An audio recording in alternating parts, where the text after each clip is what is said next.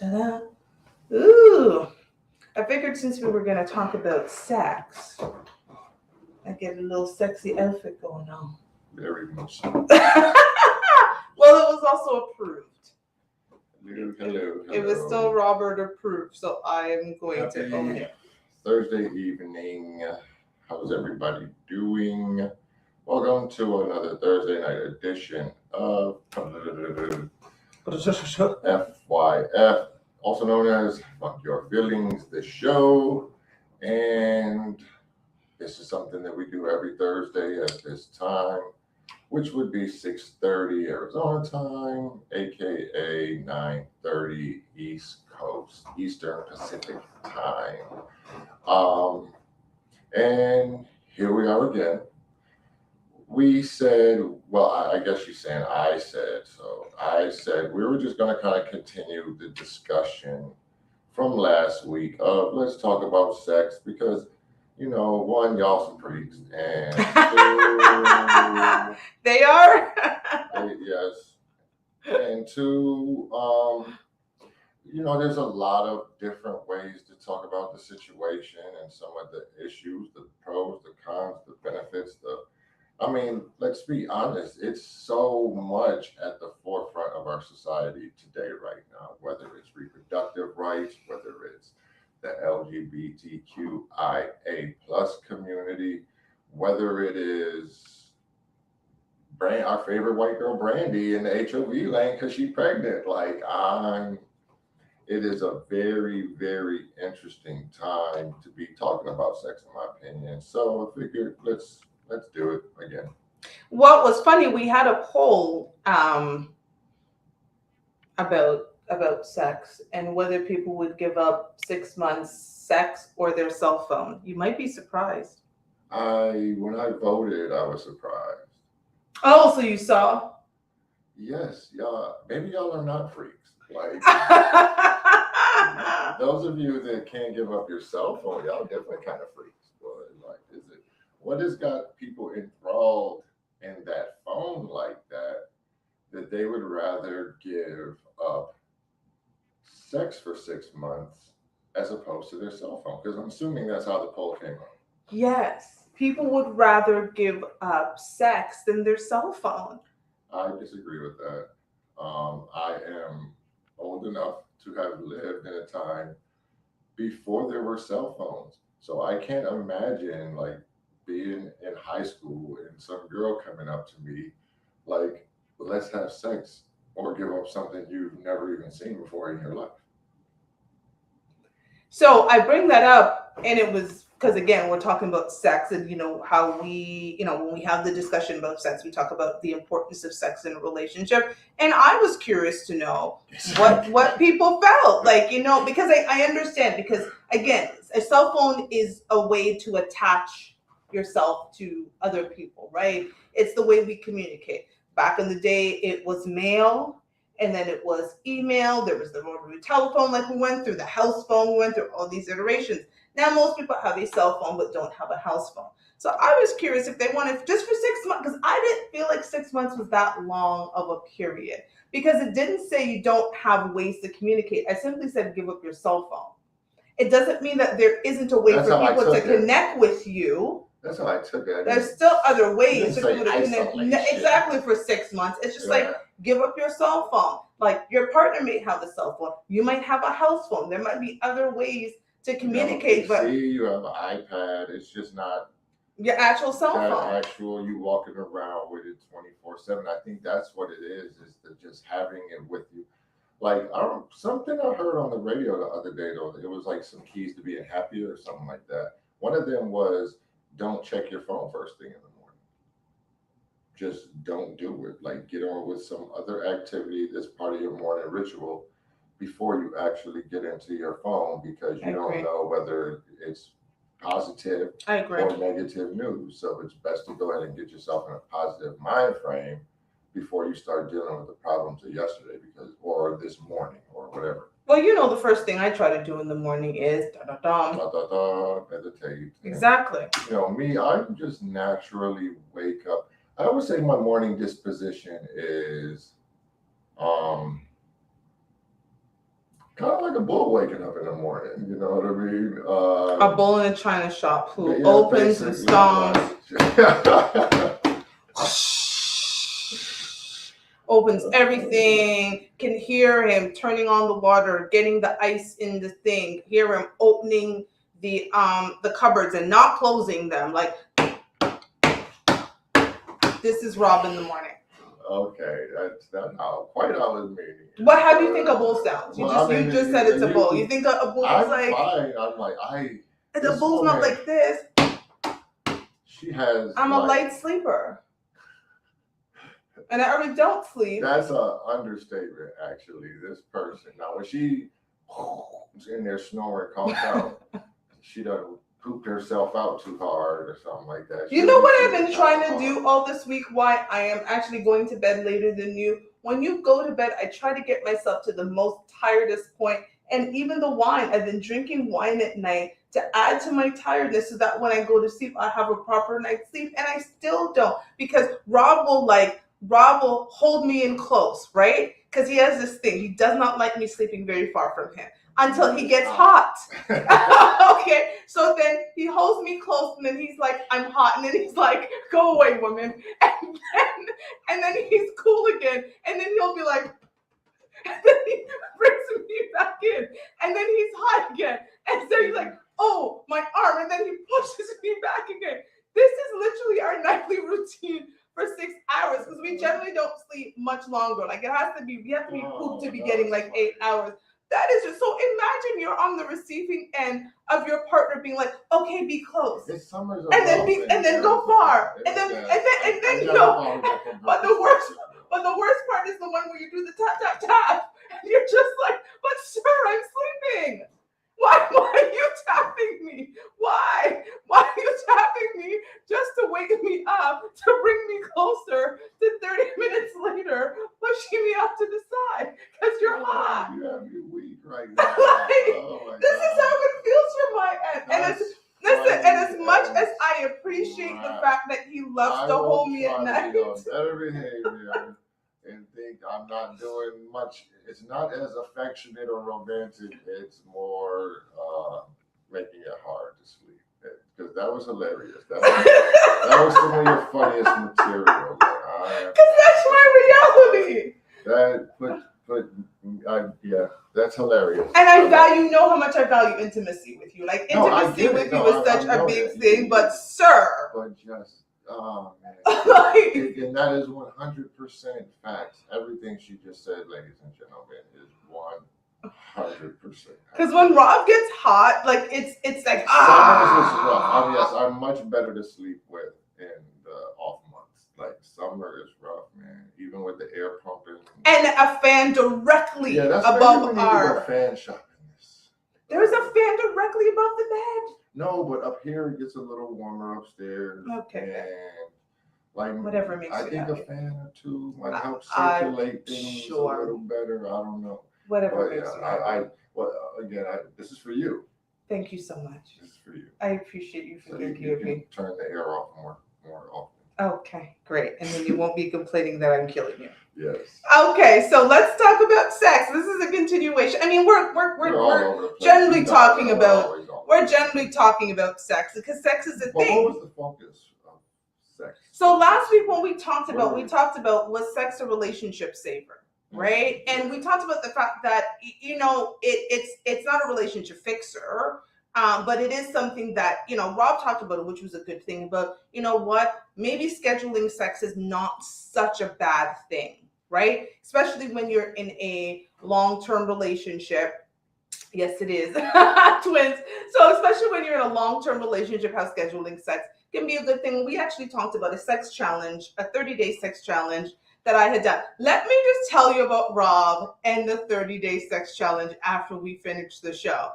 Because Rob is not counting, because I am the one conducting the challenge. I said of the 30-day sex challenge, I had been successful 26 out of the 30 days. Oh, yeah. Do you know my man turned around to me? He's like, you have to make up the other 4. That was funny. That was, so I got 2. No, I have 3 more. No, I did 2. I made up for 2. between Thursday and now, I will give because you've gone It's to like sleep. a No, I had you know, two. jail free, but opposite way. No, I had two. I made That's up how I two. conceptualize I it. made up two, and now I have another two to make up. Right. So now I've created a I think you're monster cheating me because out. I wanted to create. You're cheating me out of one. I did not cheat you out of one. Actually, I think now you're just cheating you, me out of a day. you know what's so I funny? monitor my PTO very closely. Whatever. You know what's so funny? Rob will never admit how spoiled he is in this relationship. Like No, Rob she is won't super- either. She is. Yes. Really? Do I get foot massages? You know how Rob ended up giving me a back rub within the 30-day challenge because he knew it was going to lead to sex for sure because we were in a 30-day challenge. And my man was like, sure, babe. And I was like, oh my God, you're actually going to do this? Cynical. And she makes That's it lies. so... Lies. Rob is the least romantic person I've ever met in my entire life. And that's fine because I don't expect him to be me. Like, I don't do things in the anticipation that he's going to reciprocate. I do the things I do for Rob because I love him and I want to take care of him. And as I said in previous shows, we often forget that the Black men we call our husbands, our fiancés, our significant others, they were boys before they were men. And so a lot of them didn't get some of the treatment that they're getting now from the women in their lives. And so I am proud and happy to be able to pamper Rob in the way that I do. But if I think, like, if I do something thinking Rob's going to reciprocate, I will be waiting until I'm old and gray. But I love you no matter what. I appreciate you too. And I love you. Okay, great. Okay, so we wanted to continue the sex conversation because, again, sex is a complicated topic, right? And here is the thing that we've been finding. Here's my problem. I'm going to reveal what my problem is, and I think I've revealed it previously, but I have now become addicted to paternity court because I am fascinated by women who have sexual encounters back to back to back to back to back to back to back with various men during a 2-week span and then don't know who their baby fathers is. Even more fascinating to me are women who have babies based on one-night stands. I am fascinated by that because never in my mind did I ever think that this was a thing, but I realized it is a thing. There are many one-night stand babies that have gone around, so much so that in this one particular episode, the woman had only communicated with the man on Facebook. So after they had their one-night stand, and I guess she tried to go to him on some, I'm pregnant, he had blocked her. Because he was like, I was trying to have sex, you're trying to give me a whole baby. And so she had to track him down to find him years later he ended up not being the father, but it was a whole thing. So this is what I'm saying. Sex is such a complicated matter, right? There's all varying degrees of sex. And when you bring sex into a relationship, you know what? Let me be clear. When you bring sex into a situation, that can change because my problem is a lot of women are having sex with a man and calling it a relationship. And that's what paternity court, if you've not watched paternity court, please, women will go up and talk about relationships they're having with single men. Because the men are sitting there like, yo, like, no, we were in a relationship. Some of the stories of how they met, it's just... I had a little stretch. I was watching a bit of it too, and I understood what it felt like it was doing to me. It was, I'm already a little mean about certain stuff, and this was just making me kind of feel a little stomp on their neck a bit. So I was like, I gotta back off this show because it's not feeding me good energy. It's not feeding me good energy at all, but I'm fascinated. It's very fascinating. So speaking of, like, because again, that's how all these, so many of these babies are born are from situations that aren't really family oriented. You know what I'm saying? Especially this proverbial one night stand baby. Like, that's just really kind of hard. And when you really try to talk to it, the men are gonna share in the culpability because of the sex part of it. So I think that's where men have to really understand how different today's sexual marketplace is. And it's almost as if, as a guy with something going on for yourself in your life and doing well for yourself, you have more skin in the game than these females that you're trying to run down, whether you realize it or not. And they're gonna be like, "Oh, he hates black women because black women is out here bosses and da, da, da, da, da, da." And I'm just like, bro, that's not what this is really about. Well, you made a good point about the sexual marketplace, right? And that's what it is. It's a real place. When you're going out to date, you're entering the sexual marketplace. Let's be very clear about, just to simplify it. When you are going out on dates, men want sex, women want the finances. Women do not want to grow with broke guys, and guys are generally not asking women out on dates that they're not sexually desired, right? And let me be very clear, dates. There are a lot of women having sex because a man says that they were cute. Hey, baby girl, you look good in them jeans, and bam, her legs are open and they're having sex. I'm not talking about that. I'm talking about a man who is pursuing you. A man who is pursuing a woman is sexually attracted to her. A woman who's being pursued by said men may not even be sexually attracted, but she wants to know if he's got the finances to take care of her. So why are we pretending that it isn't what it is? So in the sexual marketplace, as a woman, you have to consider, what is it that I am worth? Because in the financial marketplace, men have to consider what it is that they're worth. And they know if there's a woman who's an 8, 9, and a 10 in the sexual marketplace and their finances aren't right, they might try. But the reality is, most men will be like, yeah, no, I'm not going to get that. So for women who have decided to lower the standards in the sexual marketplace, men didn't do that, we did. Yeah, absolutely, I agree with that. Women lowered the value, because if a man doesn't even have to take you on a date to have sex with you, come on. And guess who's gonna have to fix it? Men. Right. And once again, why men are useless? How are men useless again? It's on men. That was the very next. That's the segue to it, and it's on men to fix it, to overcorrect an error. It's on the opposite factor. You know what I mean? And how do you do that as a man? Because men have to finally understand that casual sex has been ruined in the sexual marketplace, the modern sexual marketplace. What I'm saying is, one night stand, baby. It used to be like, we would remember when I was telling you, joking, like back in school and stuff like that, yo, dudes would go out with the frame of mind of, I'm trying to get some buns. Buns, sorry. That's the whole purpose of putting on these clothes tonight, spraying on this cologne tonight, taking a couple shots to get my swag together before I step into the arena. The sexual marketplace. It never really changes from high school to college. No, it's all it is we just get older. Who's going to give it to me?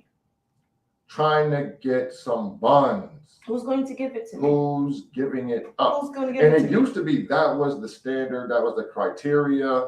Some guys used to have like an aim low type of mentality, you know, where it's just like, hey, I'll take all the 4s and 5s. Yes, I'll take 2s. Shit. You know, like, I don't even know what a 2 would be. I don't even know either, but you know, it's somebody that, for whatever you think is unattractive as a woman, there is a fella that will take her down.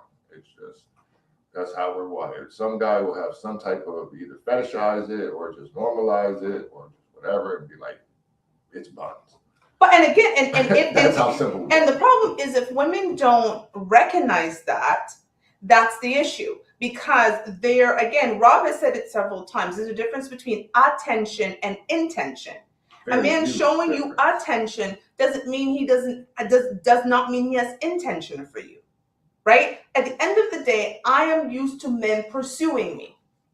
There's a bar.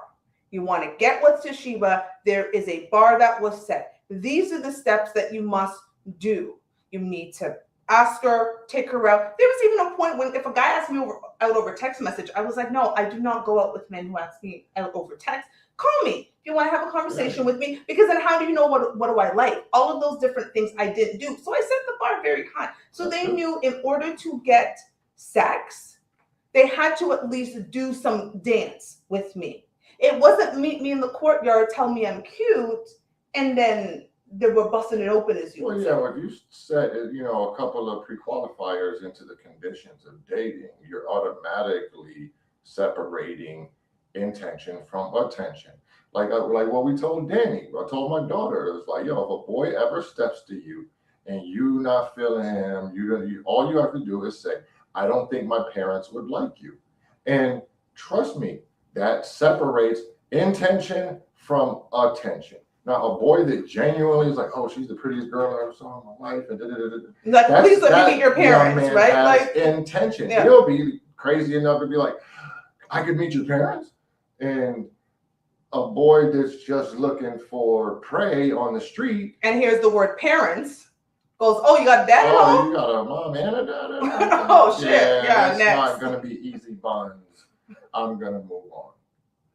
Facts. Like, some of you women really need decent men in your life. This myth that you don't need men, that's why there's so many single moms and this horrible, terrible bullshit reputation that all black men is blah, blah, blah, blah, blah, negative things. We are just adapting to the conditions that have been set long before most of us got here. And I think there's a romanticization of sex right now, right? People have romanticized sex. So I got myself into some trouble over the last 2 days because, of course, when you put your private life on a public platform, I have a right to go and judge and have an opinion, just like we put our private life on this public platform. You guys have a form. You can judge this outfit that I'm wearing. You can judge all of the different things. You can judge whatever. So I'm a person who goes online. So there's this Black Love page, and the woman was talking about the fact that in February 2021, we are now in July 2022. So a little less than a year and a half ago. In February 2021, she found out that she was pregnant with twins. She already had 2 kids. So the twins would have made 4. The father of the twins said he didn't want nothing to do with it. Okay. So she struggled with the fact that she was about to be a single mother of 4 with different fathers, because I deduce from the fact that if the father said he didn't want anything to do with it, he was very likely not the father of the 2 other kids that she had. And therefore, he could bounce. Because if you are the father of one of the kids, you can't just leave because you have another child with her, right? So this was a second or possibly third man that she was having a baby with. So apparently, during that period of time, she meets a man. And this fool, okay, he's not the children's father, but goes on this journey with her. And she finds out that she may not be able to have babies, but he says he's going to stick by her side. And so she has the twins, and now it's 2 months later, and she finds out she's pregnant again with twins for this new guy. And her Instagram is 6under6, which means that when she gives birth to the second set of twins, who will be maybe 10, 11 months younger than the first set of twins, so she's going to have 4 kids under the age of 1. There are going to be 6 kids under 6.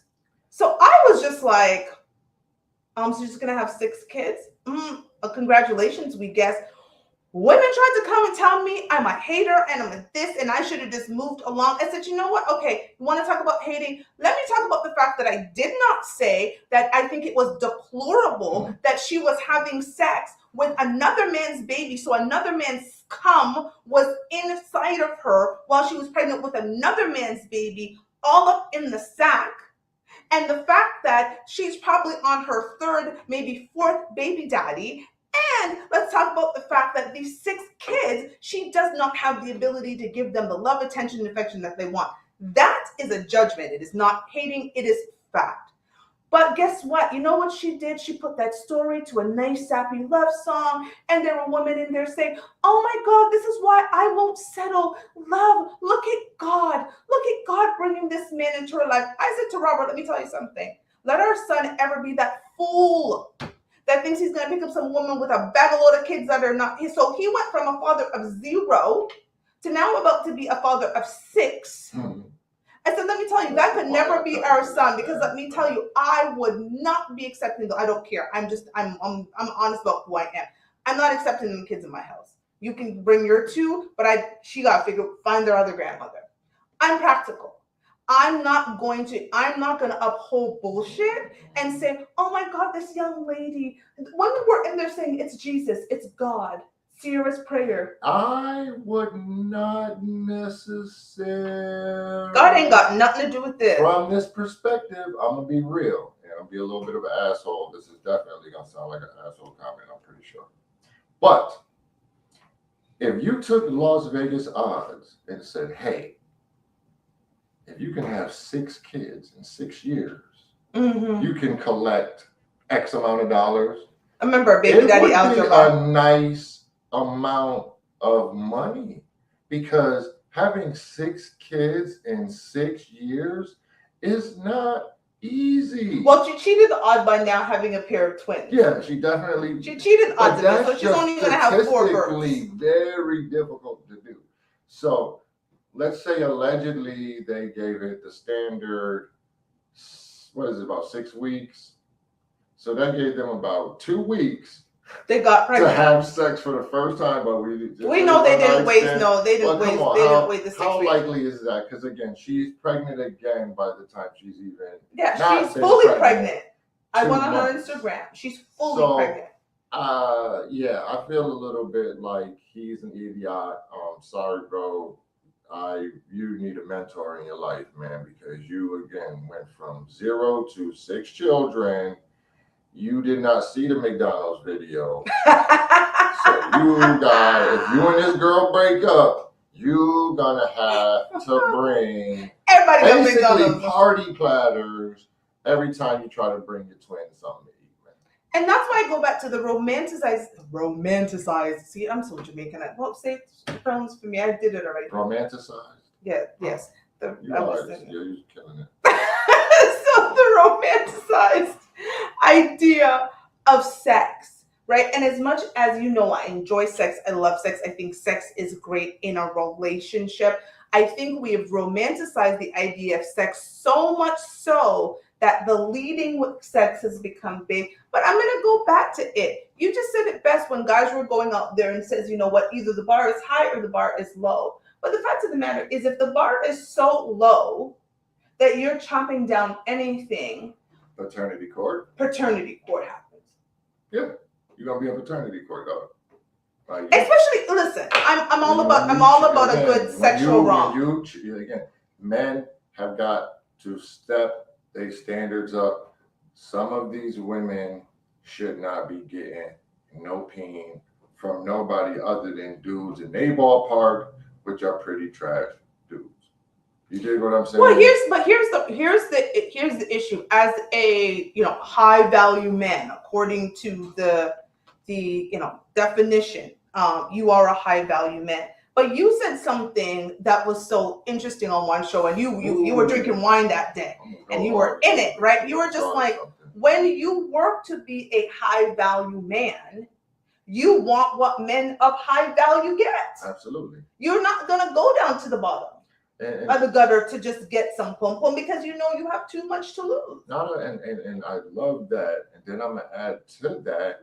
And it almost feels like this whole single mama shit was like poisoning the well, because now there's even more non-masculine, more be emotionally share with her, and you get that guy and he's all of those things, and then you realize he don't want to work. He doesn't want to provide. He wants to be all of those other things that his mom told him you're supposed to be for a woman. It's important to be that and all of that other stuff. So you can't get both. If he's actually been programmed that way, to be sensitive to your needs, to cater to you, to be submissive to you. I've heard women using that term, submissive. submissive to you, then guess what? He's not going to go and want to go out and slay dragons for you either. That's how it moves. But those guys are still getting sex because but here's the thing. They get buns. But here's the thing. Women will have sex with them, but they won't want to have relationships with them. It sounds sweet. And as much as I was making fun of you in the beginning, I don't necessarily want you coming home every night and rubbing my feet. After a long day of you going out and slaying dragons, for you to be like, babe, give me 20 minutes, let me unwind and let me sit here and just rub your feet. Like that's no. I went to bed at like 8:30 one night. Yeah, he was tired. I was thinking a lot. I would be thinking a lot at work, you know. That so takes a toll. For me, I'm like that's funny enough for me, that's off-putting because I'm like, I expect romance, but every night you're like, oh, give me 20 minutes. Here's your wine, babe, and here's your this, and let me sit here and watch your ratchet reality shows and rub your feet. I'd be like, what the fuck is Put this? your booties on your feet, like you be doing me and stuff. Yes, that's what I do. I feel you. And again, I desire it, but if I actually every single or once or like twice that, a week, I'm like, and then like, babe, there's no hot water. Oh, the gas bill, I ain't pay that because I bought these booties for your feet, to massage your feet. And this wine that you're drinking every night. This wine you're drinking and these chocolate covered strawberries out of Sorry. It's only so much money to go around. This is our own inside thing. I don't even know if you guys, but like, we having fun with it. It's just like y'all do. I think when women can truly be, that's a big part of the sexual marketplace too. And women have a difficult time being honest with themselves. Sheba is a very well, I'm not gonna, because she's still a woman. You can't beat the system, and I'm a misogynist, you know. Whatever. But she likes to say she's an emotional thug, and I like to say, no, you're not. You're a sensitive soul, like Sora in the sage.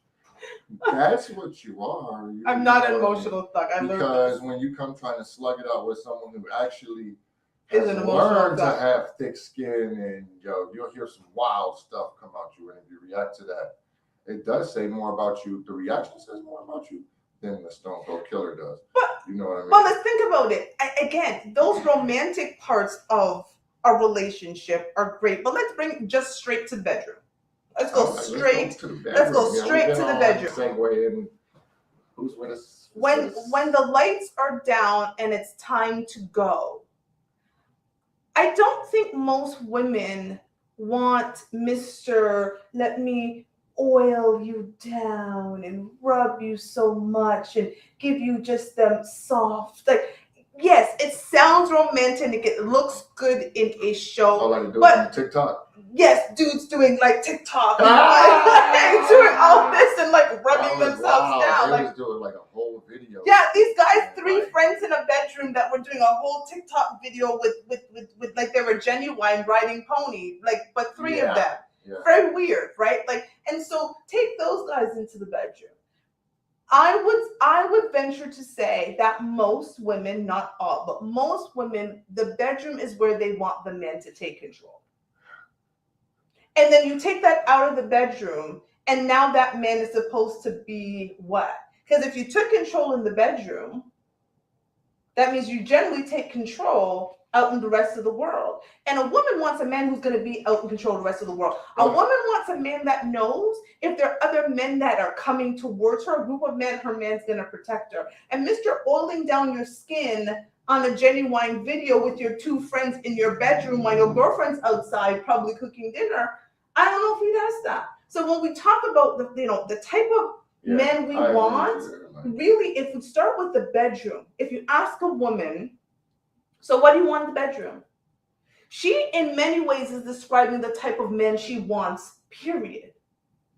I want a man who takes control. I want a man who's going to lead. I want a man who's, yes, I understand. There's the idea of going rough and knowing when to pull back, right? There's that tension of like you go rough and then you slow down and the woman's like, ugh.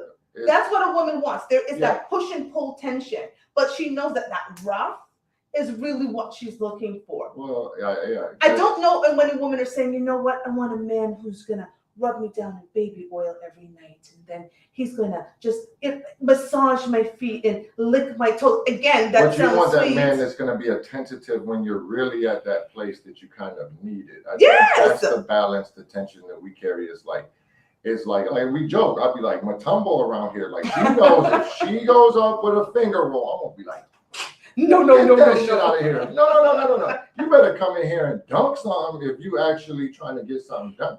Because again, she won't admit to it, but she has a need to be right. And sometimes she actually is right. Rest in peace. Sometimes she's actually right, and sometimes she thinks she's right. And it's on me to know the difference. So that's where the Matumbo stuff comes from. Because again, when she kind of gets at me like, you've been being very insensitive and this, you've been doing this asshole thing and this asshole thing. And I'm like, damn, I have, like the whole sleeping thing earlier, I'm like, oh shit, I have been doing that. Let me chill out. And then I'll even overcompensate a little bit. You do. But when you just come with like, and you're not more vulnerable with me, and you don't let me know more about like the bills and what's going on with us financially, and I'm like, man, shut the fuck up. You don't want to know nothing about that smoke. Like, stop playing with me. And I think that for every man and woman in every relationship, that tension is a little bit different, but it's always on the man to set the tone emotionally. Absolutely. In the relationship. If he's always reacting to your emotions, y'all are going to have a very difficult time because your emotions are going to go back and forth and up and down more frequently than his. That's just facts. And it's difficult to have a fulfilling, personally, I'm going to speak for myself. It will be difficult for me to have a fulfilling sexual relationship if my other half was more emotional than I am. What are we talking about? Are you going to cry during sex? It was just so good. It was like, babe, I can't believe you sucked my dick so good. Mars. Like, yeah, you'd be kind of like, why are you crying? Imagine I did that 30-day challenge, and every time I did it and wiped you down, you were just like, oh my God, your attention to me is so good. I think it would have made the 30-day challenge a very short challenge. I think you kind of enjoy the whole ritual catering and me just being like, yeah, and like just completely, utterly like, I'm going to enjoy all of this. You know what I'm saying? Hence you owe me 3 days. 2 days. I owe you 2 days, Robert. I made up for 2 of the 4 days I missed. Can you imagine? Can you imagine you give your man a 30-day fellatio challenge and you miss 4 days because of various reasons, including exhaustion, and he says to you, I guess you got to make up your 4 days. You are so spoiled. It is well, don't let Robert ever tell you that I do not cater to his needs. Like, cancel me all you want. 26 out of 30-day challenge. You know what? That's all.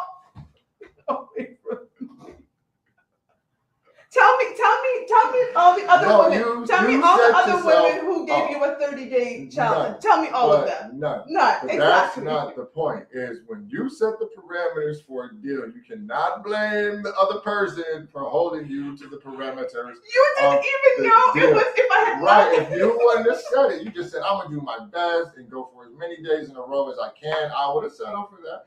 What point do you think I would have argued what you were trying to do? I understood what you were trying to do. I was trying to help you and support you and participate in everything.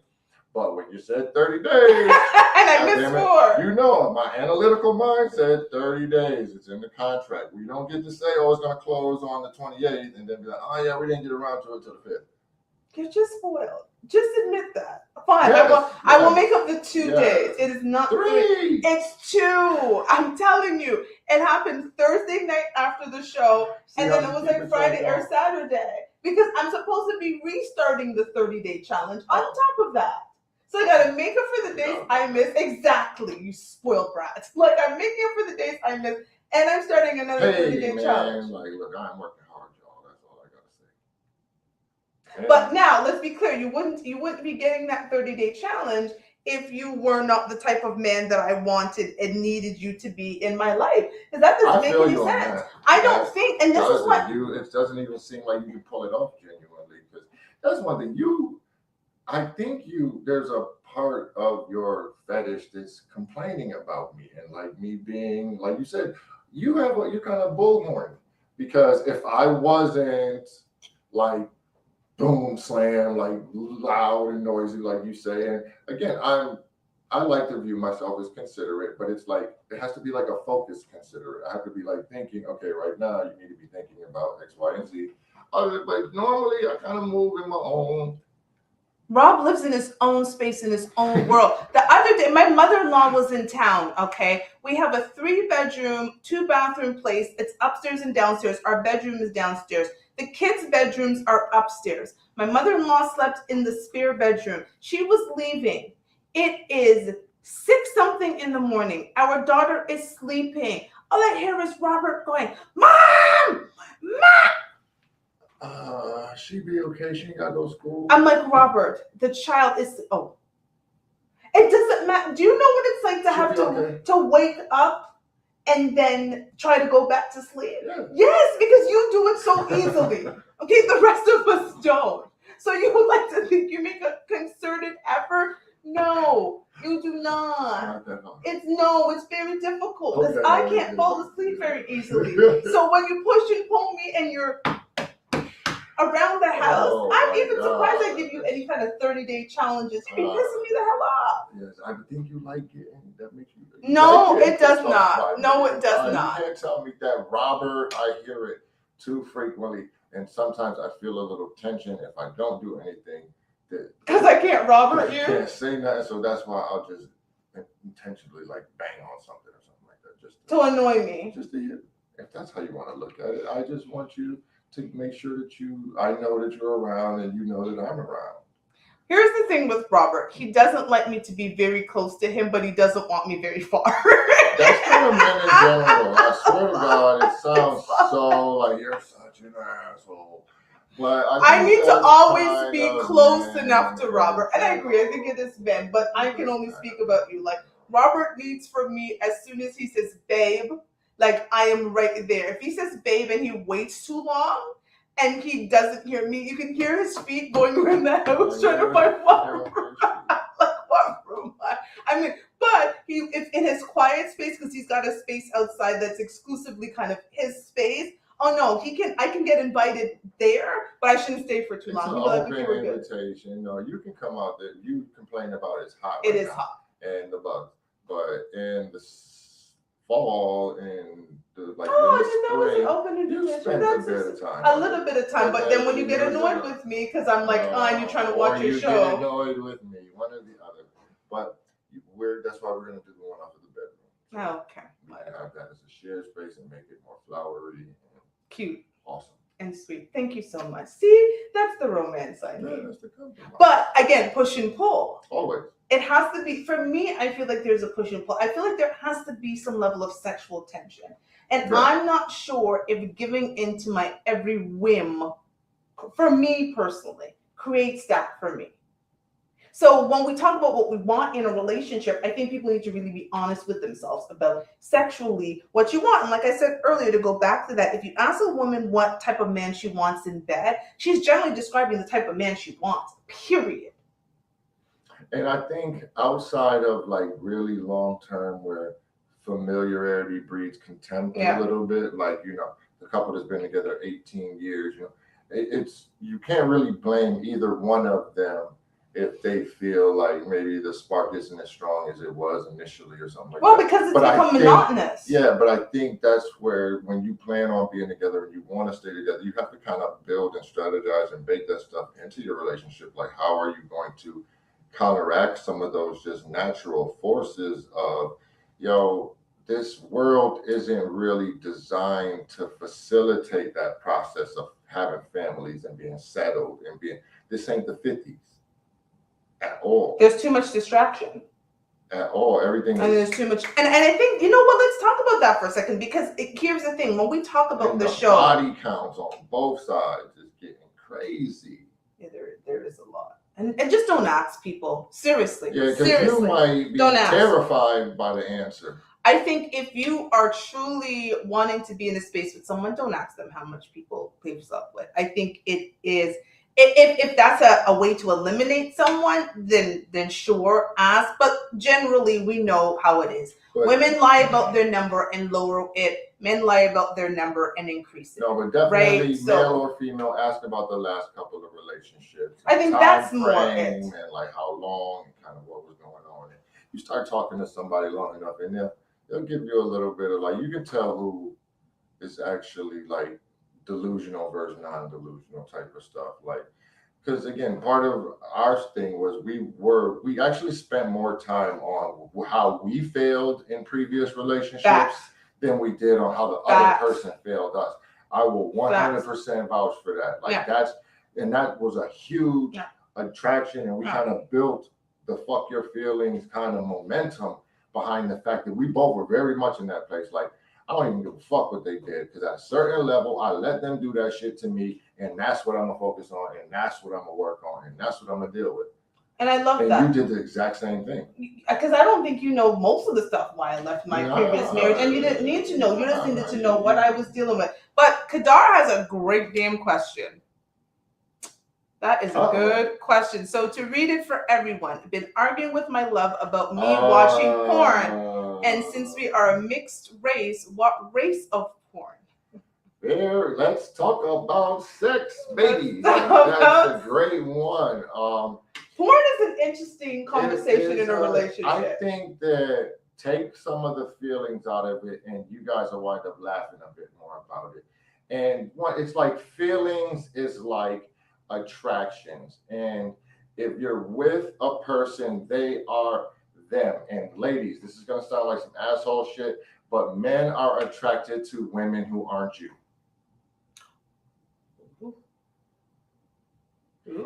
It's just a part of it. So the fact that your man is kind of like the inside versus outside policy. It's like, in my opinion, I'm automatically going to default with Kadar. Then dive in there, figure out a bit more what type of porn he likes, spruce in some of the porn that you like. You know what I'm saying? And let's talk about sex, baby, because it's like feelings. You don't get to judge a person on what they're attracted to unless it's like some kitty, some beastie, some. Yeah, well, it would feel like an indictment, right? Like it's just like you don't get to like that, and it's just like it's a release from the rest of the world. Like to me, it's porn fantasy. is it's purely fantasy. It's fun. It's purely fantasy. Now, if you're out there cracking a 401k because you're trying to set up OnlyFans shit with some of these girls, then that's a problem. That's wrong, brother. But if you're not doing that, I am completely siding with my guy. No, I think no one wants to feel indicted, because I've told Absolutely them. not. I was very honest with Rob. She likes gay porn. I'll say like it. I'm not really into watching that with her, but I don't say. You just put that right out there. Yes, I like gay porn. It is actually my favorite genre. I am. I swear to God, we were having a conversation. I'm a cerebral person. We were talking about like opposite sex friends, and I literally said, if you had like two or three gay guy friends, I'd be like, you sitting around watching them having sex or something, like, this is too. Why are you got all these? Why all your friends is gay dudes all of a sudden? Like, if the narrative is not adding up to me, you got some splaining, Lucy. And I didn't feel indicted by you. You were just like, that's fascinating. Like, why? And he started, and again, having talks about, I'm not going to shut the conversation down or make her feel like, that's, ew. That's the difference between things opening and things, and you don't want to behave in ways that make your relationship get closed off. It's got to be in this box, Because there's a difference between me watching it and saying, come on, Rob, sit down with me and watch it. I would never do that. It's not something that it's not something that. Oh, you're homophobic. You don't do that. No, it's just like, I have to watch enough of that with like, okay, what the meme was, I watched P-Valley with her. I guess that makes me gay. Yeah, there was a meme that says if you watch P-Valley with your girlfriend. No, you go watch some gay porn watching P-Valley. That's plenty enough for me right there. He's good. Like he's good on that. But you know what? I felt there were not a lot of people that I shared that with. I mean, now you all know, but there wasn't a lot of people I shared that with. No, there wasn't. I don't care. But there wasn't a lot of people I shared that with, because I didn't want to feel indicted about the fact that I was it, because they wouldn't understand. Again, me being so cerebral, I think about it. It's fascinating to me. And I only watch black men. Let me be clear. I watch gay black men porn. I do not watch white or Asian men or stuff, because there's a fascination for me, because again, black men are supposed to be the most virile men. You guys are the toughest, the strongest in the total pole of men. So to watch two black men and then the top, it's fascinating to me. And I think about it, and there's just so much that I go. So is it just about watching? So for me to share that with someone, it's also such an intimate thing. Oh yeah. Because you're letting them know the type of shit that makes your boat float. But you're also letting them in. Yeah, it's a vulnerability, because you're some of that, and again, we're not trying to jump down Shorty's throat or nothing like that, but that's what causes that instinctual pull back is, there's a negative reaction to me sharing that information. Unless you went and you rejected me. Yeah, and that's just, you want to walk that back as quickly as possible. And that's why I guess conversations about sex are so important. And I think when people are talking about what do they want, what do they like, what are their fantasies? Because again, fantasy isn't always going to be reality. Just because I fantasize about something doesn't mean that that's what I want. Kadar says we are too honest, but you know what? And that's because our ultimate goal in this relationship is to stay together. And we never want to be in a situation where 10, 15 years from now, things are coming up and we're unearthing things and go, but you never told me this. And this is the impact. I'm not trying to be 60 and alone. Like, I'm not doing that. So that was, and I loved what you said. When we came into this relationship and we were talking about, again, we were both been previously married, in previous marriages, we talked about what we did, what we learned, and how we wanted to move forward differently in a new relationship and a new marriage, coming together, and what that meant, and the foundation we wanted to build our relationship, which was trust and respect and communication and being very open and honest with each other. And so for us, and it was a very refreshing experience. I ain't gonna front, and I know that's kind of the genesis of all of this shit, man. It's in them first couple of months, and that's why I know I jumped in, and I'm sorry. No, because I was writing our book. I would also recommend, that's kind of was the beauty of the pandemic, is everyone was kind of like, I recommend vacations for couples, because especially the sexual, the psychological, because you're throwing the job out of the equation for a little while, even if it's just 3 or 4 days, a little excursion where. Again, I know some of y'all ain't gonna give up that cell phone, but where at least you're not glued to it like that because of work. And I get the people that say they won't give up their cell phone. Usually, I guarantee 80% of them, it was tied to some type of how they get their money, how they make their money. Yeah. And then that's when people are like, I'm not giving up my money for no motherfucking money. And I get that, but that's why, again, a big, huge part of us got really solidified. And it was almost like, again, like we were having a merger, and the CEOs of the companies were sitting down saying, how are we going to do this? Do we want to do this? Is this a good fit? We don't have to do this if it doesn't work. It was, and I said that to you, kind of like, we were just like, if this is not going to be a thing, It was that type of realness to where, look, she is not going to it's very different her going to the grocery store by herself than going with me. She prefers that I go with her because it doesn't make her look vulnerable or available. And but she gets compliments, she gets different things. And, a lot of guys say, I'm sure somebody then got to you, because that's why, you very rarely see highly attractive women who are single out there. Like I want to say single, because almost any woman is single if the right dude asks. That's true. You know what I'm saying? But unattached. But at the same, unattached, like she ain't dealing with nobody. That's more of these, Kendra G, celibate type women with 3 kids and 3 baby daddies talking about when's the last time they had sex. Last month. And we're celibate now. But we digress. Hang up on her. We digress. So Kadar is saying, I never asked about body count. We both were previously married. And again, that's really a bigger quote unquote judgment or assessment of, and I think the same thing is you've proven that you're willing to make that type of commitment already. I think, I don't judge nobody for how many failed marriages they have. I look at the person who's not like that, no married, no kids, 41, 42 stuff. I'd be like, whoop, whoop, whoop. Yeah, there's a lot of people who say that that's these days red flag.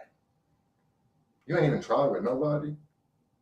Like, not that no kids, but they're never, like, no long-term relationship. No, it ain't what you, because again, you start picking that onion back a little bit, you'd be like, oh, but you had an 8-year relationship with a guy. And it's not judgment, it's not knocking, but you let him waste 8 years of your life knowing good and well he wasn't going to marry you. But here's the But thing. they're like, oh, well, he kept the first 3 years was this and that. It's ultimately like, again, the best way to move on from failed relationships is to take accountability for how you fucked up. Yeah. And going into a new relationship, being willing to be open about that. Right. Being willing to be vulnerable about that. And so that's why for me, Kadar talking about the porn, like vulnerability was huge for us. It's a huge and I'm writing, our next book. I'm saying our because it's about our relationship and our journey to even be sitting in these chairs. And one of the things that was huge with us was the back and forth communication. And it was a beautiful tennis match. I was realizing, like, you would say something and I would follow back on it and ask a question, and then you would delve into it. And it was just this, honestly, it was this beautiful just tennis match that just never ended. It was back and forth and back and forth. And again, there was an openness, there was a vulnerability. It was a space that you want to feel safe, and you should feel safe with your partner. Absolutely. And again, Kadar, if we haven't given you the little piece of advice, like this is kind of, it feels like a quick correction. Like this is one where you just as the guy just kind of lay it down. Like, look, this is not something we're about to be beefing over. We're going to figure out how to manage this as a couple. Yeah, as a couple. Yeah. And get through it. You know what I'm saying? It's like we have times porn watching together. I would never, if I came in the bathroom and she was rubbing one out watching gay stuff, I'll be like, oh my God, what are you doing? You want me to be bisexual? You're not attracted to me anymore. Like, no. That would be hilarious. You can be married and still masturbate if that is how your thing gets down. You know what I mean? Because your it's partner fantasy. can't throw it in your face or against you, but at the same time, it's probably better for y'all to talk about these things so you don't just walk in on them doing it or seeing something that maybe you have a problem with. And I think that's kind of where the error was with you guys, is maybe this stuff should have been hashed out and the feelings pulled out of it and just get to the actual sex of it. That, like, this is not nothing to beef over. This is actually an opportunity to have better sex, because it's like, okay, there's got to be at least one genre of porn that you both like and y'all focus on that one. That's our recommendation. Watch that shit together.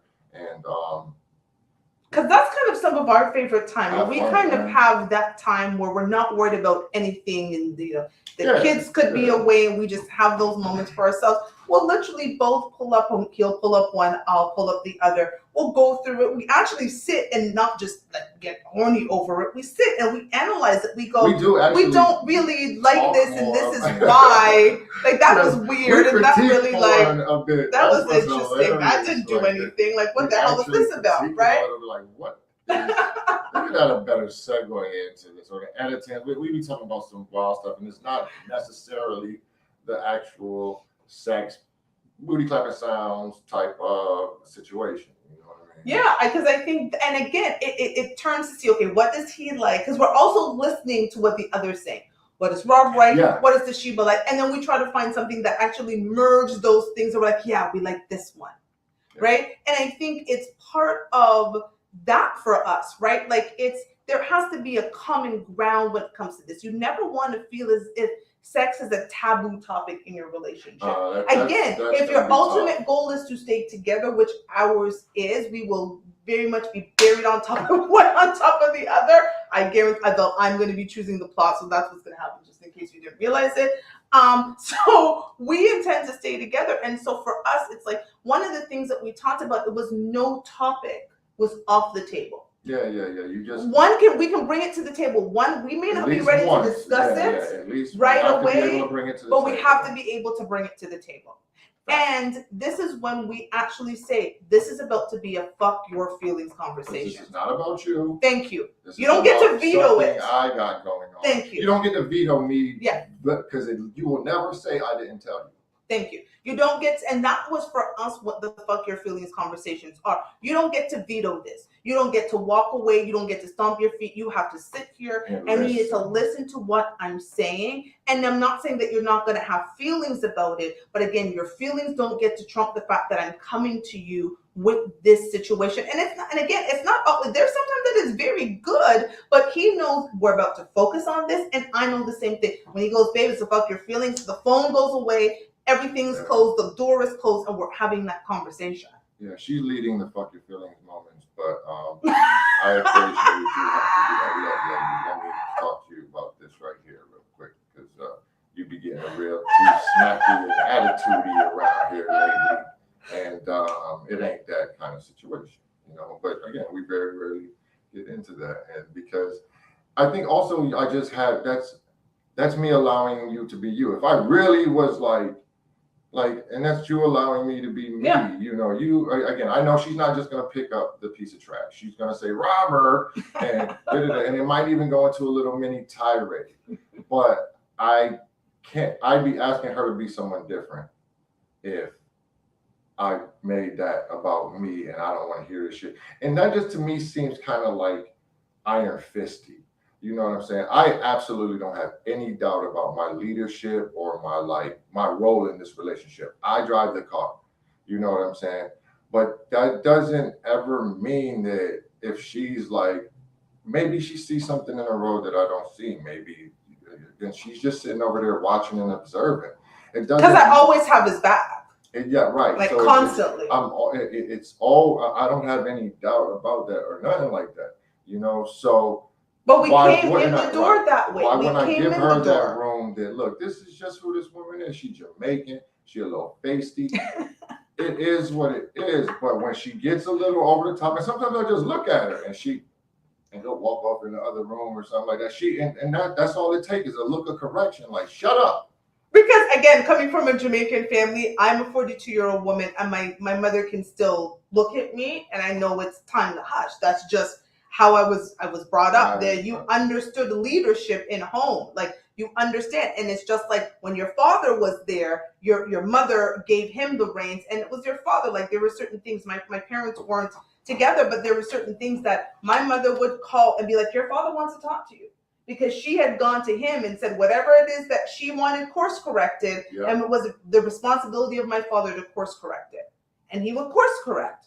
And then she wouldn't say anything else about it because daddy had course corrected it. And I was like, okay, daddy, I will do this. And that was it. So I'm used to this idea of there is leadership. And I think when you come into the door vulnerable, there should be nothing off the table.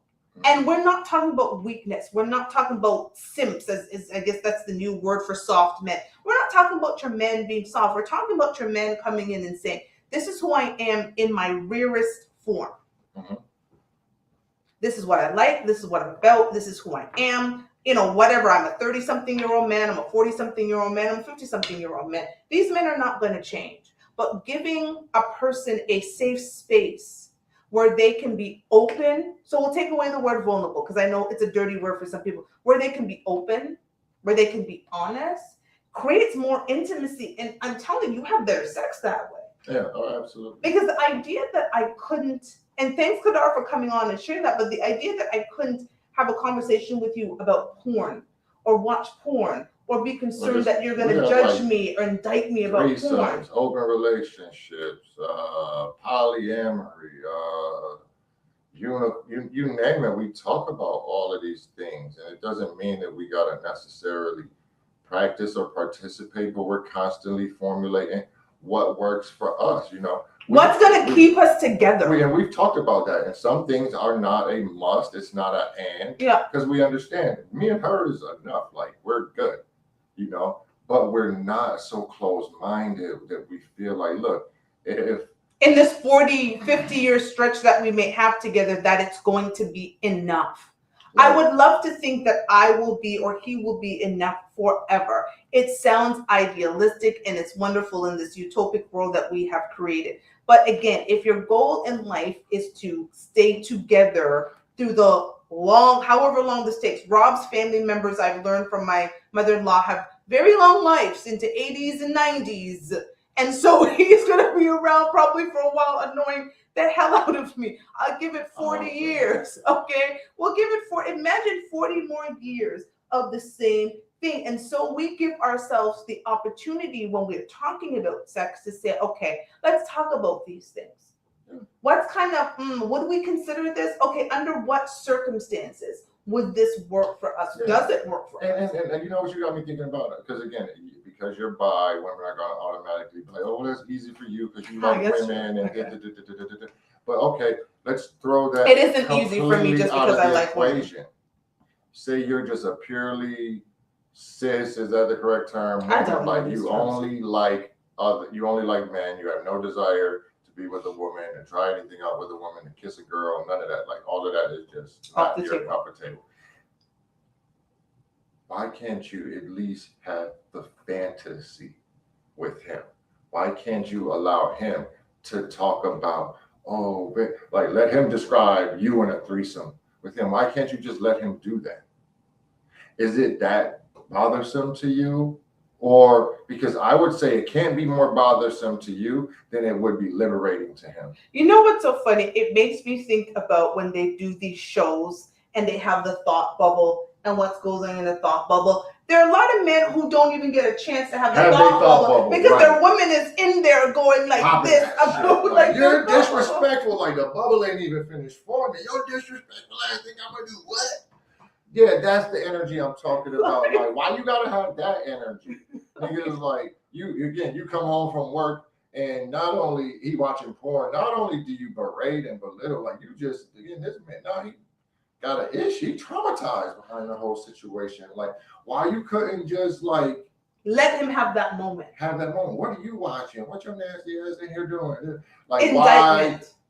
Why does it have to be? And then so many of those same women wonder why they can't keep a man or get a quote unquote good man. No, but and I'm going to go to even what we were talking about earlier today is that's why a lot of women, when they want to claim their husbands or significant other as their best friend, he's like, nah, we're not best friends because I can share with my best friend. I can't share with you. If your man has to tiptoe around how he communicates with you, you are not his best friend. Rob never has to tiptoe around how he communicates with me. And I think that's, sometimes I think that's even off-putting to people a little bit. Just the way it's just like, y'all just, Mom was laughing a lot. It's not a whole lot of filtering, you know what I mean? And that's both ways, you know what I mean? But it's also like, because even our daughter knows that. She'd be like, Daddy, Mommy's about to get on you. About to get on you. But I think that's also very much with a very, very, very much aware of no disrespect is still the rules of engagement. You know what I mean? Because to me, it's a form of disrespect for me not to allow you to be who you are. Well, to put boundaries around what it means to be Robert Stevenson. And that's a big thing. Disrespect it's not sexy. No. It's not sexy at all. So it's like the opposite of sexy. No, because again, you're gonna live in that state. There's no way you want to spell your name on a dude that you don't have no respect for. Not spell your name. See, I'm not allowed to go on top, so I can't spell no name. Yeah, I don't trust her, ladies and gentlemen. We haven't had that conversation.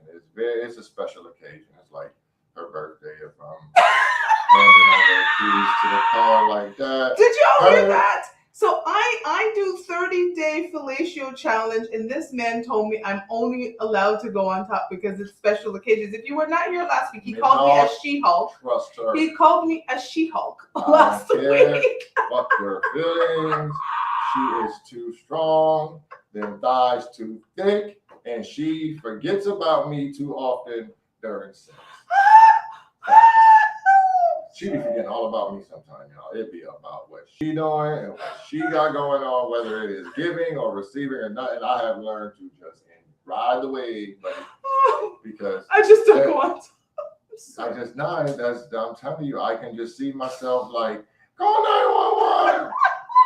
Nope. Because one time I think I did bend it back, and you were like, I think you almost choked me up. That's it for you. That's it for you. No. He was like, no more of that.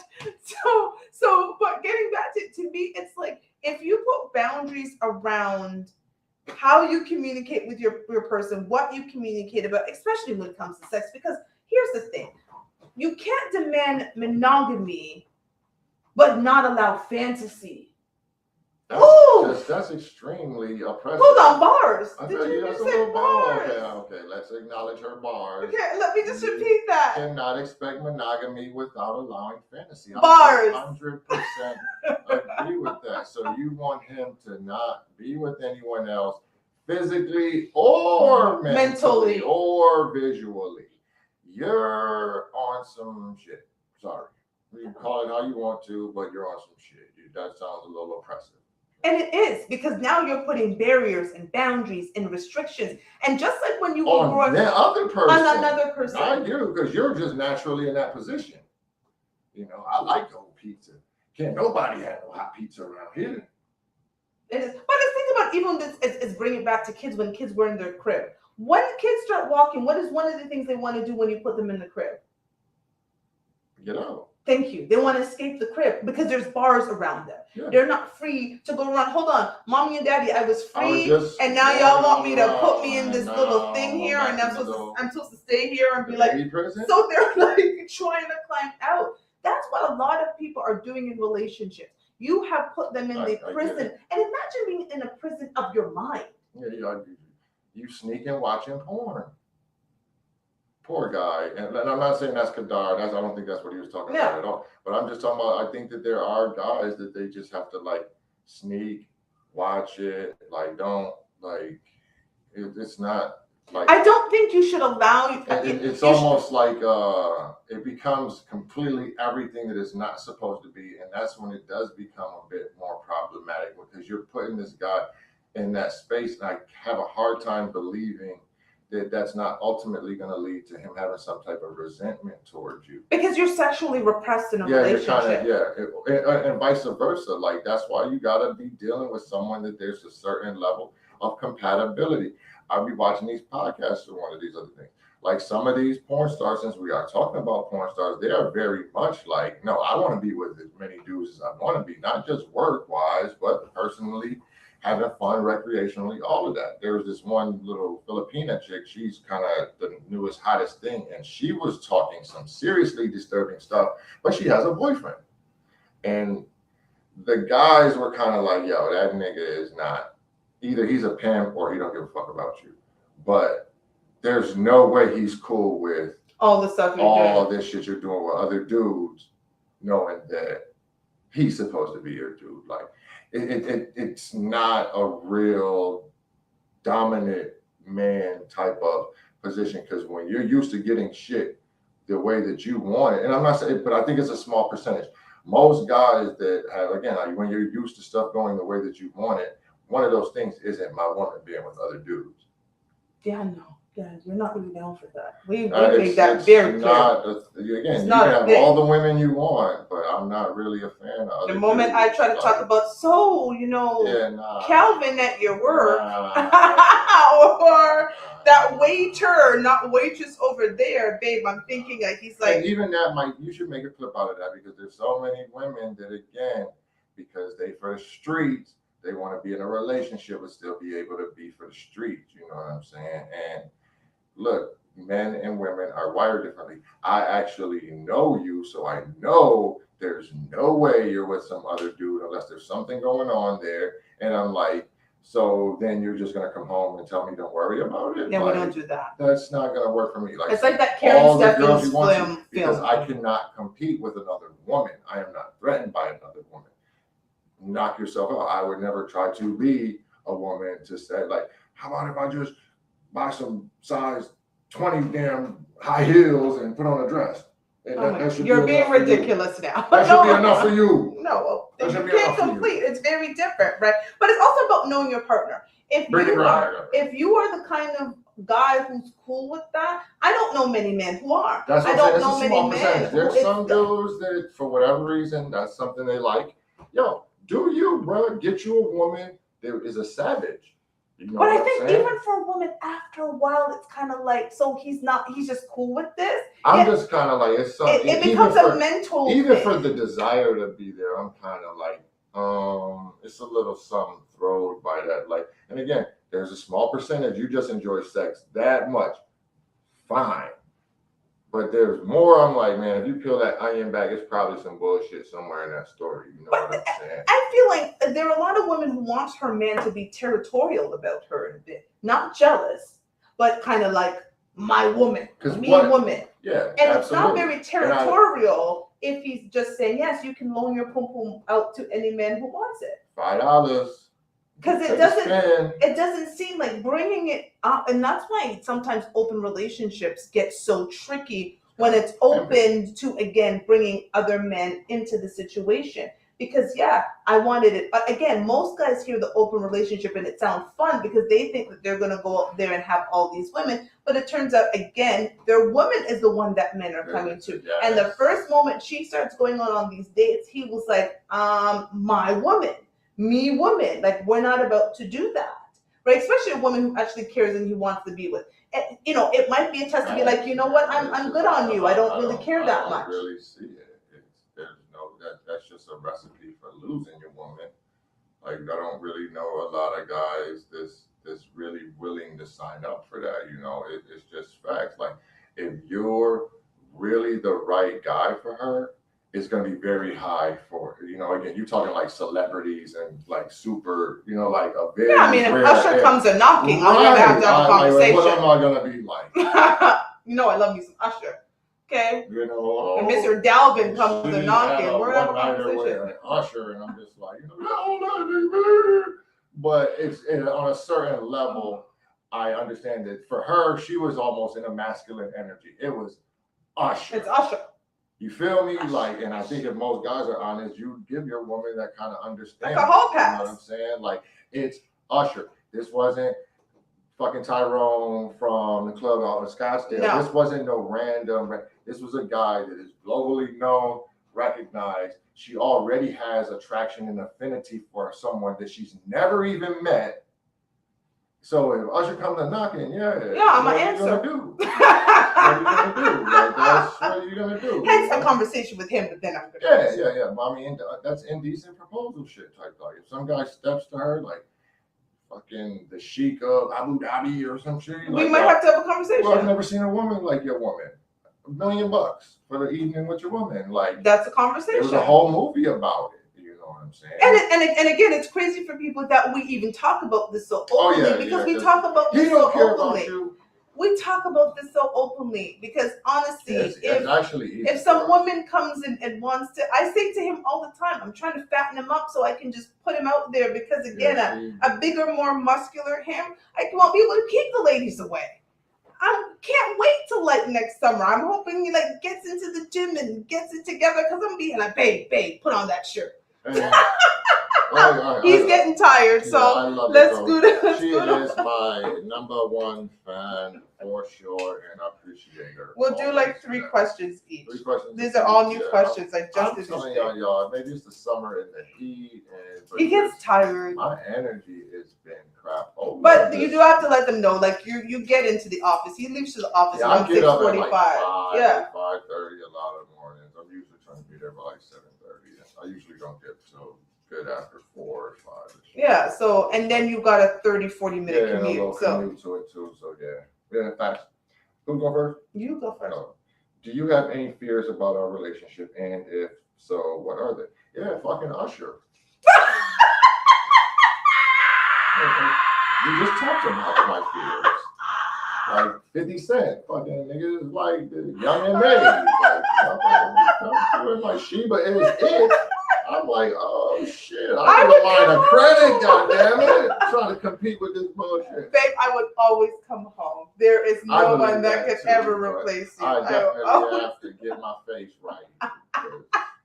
It's going down. You are so ridiculous. So my question, where's the wildest place you've ever hooked up with someone? It was in the bathroom of a nightclub. It was in the male bathroom of a nightclub. And it wasn't a hookup. It was my boyfriend at the time. And we were at a club. And yeah, we did our thing in the male bathroom. Because the male bathroom is not as packed as the female bathroom. And we did hear footsteps, but whatever. Yeah, we're doing what we do. We're doing what we do. Being nasty. Your next question. Okay. What's your favorite type of foreplay? I don't 100%. So foreplay is pre-sex. Pre-sex, Um, before the play. Honestly, it's like sometimes like pillow talk. Sometimes, like sometimes we start with pillow talk, and it gets us kind of like, oh shit, I guess we Suki, smile. suki, Getting dog. buns tonight.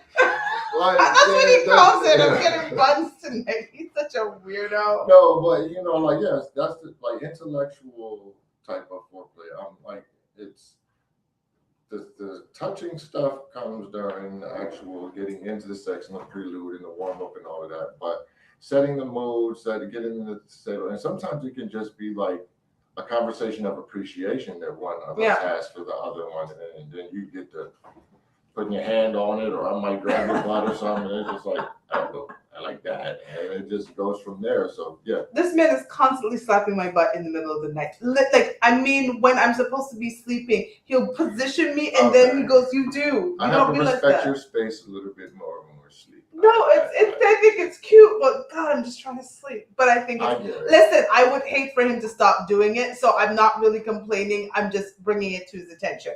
Oh, okay. This is actually a question for you. Really? What is my most annoying habit? Oh, that's a question for you. No, what is You can ask what my annoying mine? habit is. I've already told the people. What is it? Making too much noise? Jesus Christ, making banging and and again the whole sleep thing. So I'm gonna ask you, what do you think my most annoying habit? It's not Robert. I've really become used to that. It's being OCD about shit that really, really, really is not that big of a deal. To Such kind of as? me.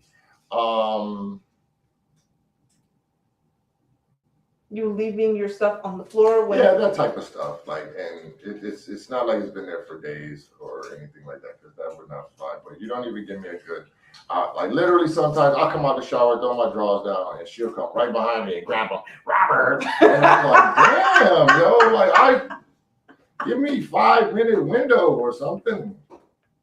I will give you that. But the one in the bedroom, that part, because we've got two hampers, and I've conveniently strategically placed it in between my clothes and his clothes, just the way our closet and is. my side of the shelf getting messy, and she'd be fussing at me about it. Because I just fixed it. Like, I strategically put things, and I'm also 5'5" and Rob is 6'9". So I actually have to do certain strategic things to get his sweats up and stuff. You're an asshole. Sorry. Okay, next question. Not my problem. Sorry. If you could have sex with any celebrity, who would it be, and what do you think it would be like? You don't like this question? No, the question I had something. Oh, that's gonna be a tougher question for me, because I'm really gonna have to think about this, because this is like a 1-4. So I'm like, who would really be like? Let's get the question again, because I think I might have been talking during it. So read it again. If you could have sex with any celebrity, who would it be, and what do you think it would be like? Nobody's really crushing it in Hollywood for me like that right now. You know what I mean? Who do you think? I'm thinking like even just like an older female wise. Who's really hot right now? I don't watch that. I'm not even thinking that. I think I know you like an old. It's not who's hot right now would be a young girl. I don't want to be thinking of you having sex with some 20. Yeah, I don't want to be doing all of that either. So I'm thinking like,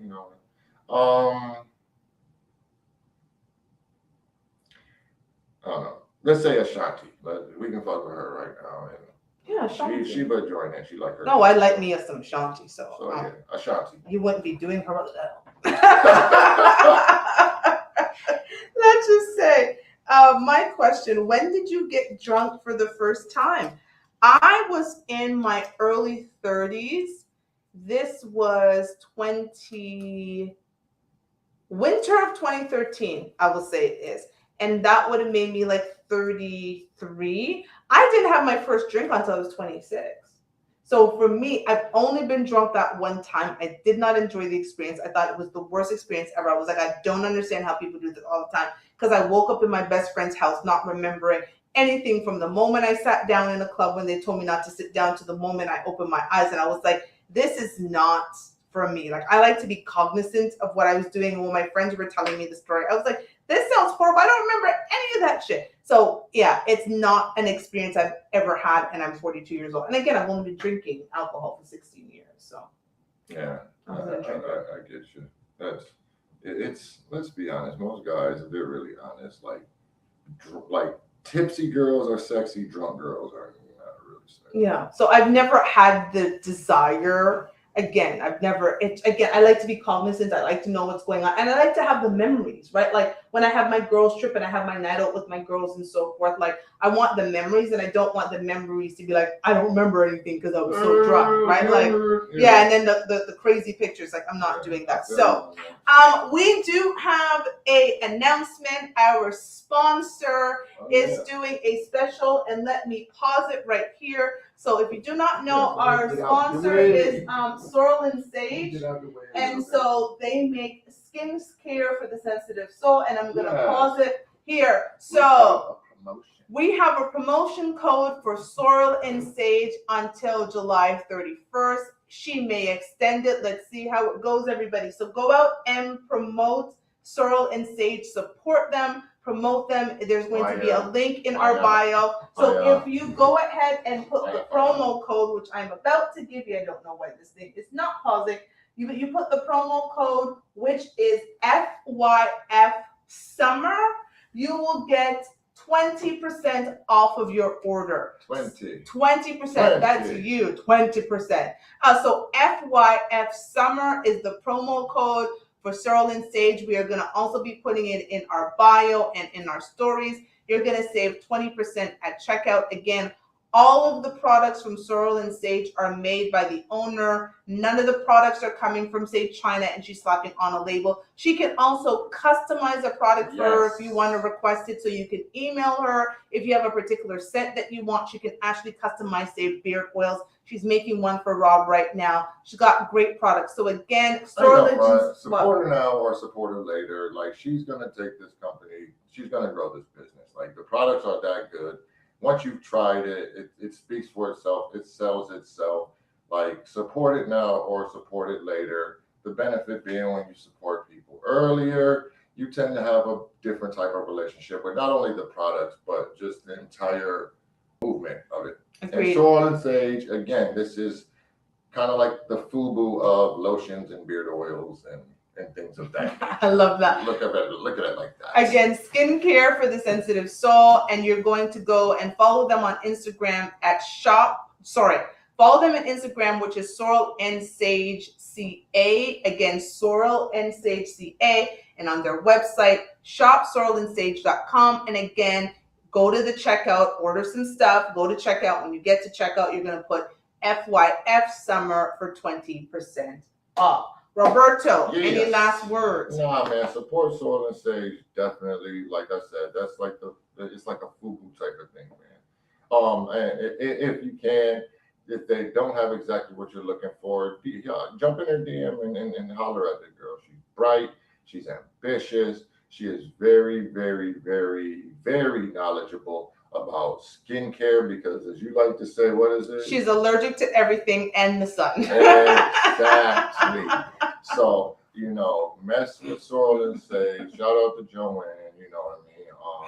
And see everybody next Thursday. Thanks for joining us. Kadar, thanks for sharing, brother. Look forward to getting with you, for the wedding. Again, keep us updated on that whole situation. Looks like I got to smooth through this little porn thing real quick here. But again, that is not a deal breaker. That is an opportunity, is how we look at it. And that's kind of, I guess we'll leave it there. Like, that's opportunity. That's the thing. Like, yeah. If y'all are not on the same page sexually, sometimes it's not a deal breaker, it's an opportunity. Have a conversation and figure out how y'all can get on the same page. And I'm going to end with my bars, which is, don't expect monogamy if you won't allow fantasy. Facts. Bars. Like, let that man be nasty in his mind if he wants to. So thank you, everyone. We will see you next week for another, I don't know what we're going to talk about next week, but we're going to be something good. Thank you, and bye-bye. Bye. What is this? Someone just fucking with us in the comments. Yo, my son just see girl crying. You want to see my son drop links? Yeah, somebody is just in the broadcast at first.